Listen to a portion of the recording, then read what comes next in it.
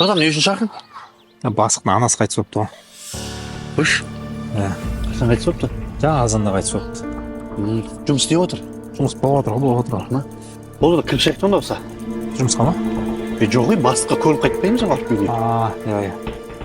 Нағыз көзге түсетін жер болшы.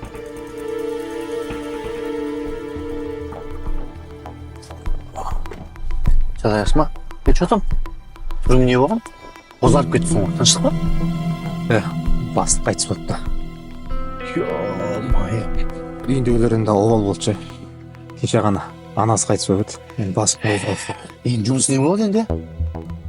Орнына кім келеді екен? Орнына Әлекең келіпті ғой. Өзіміздің Әлекең ба? Иә.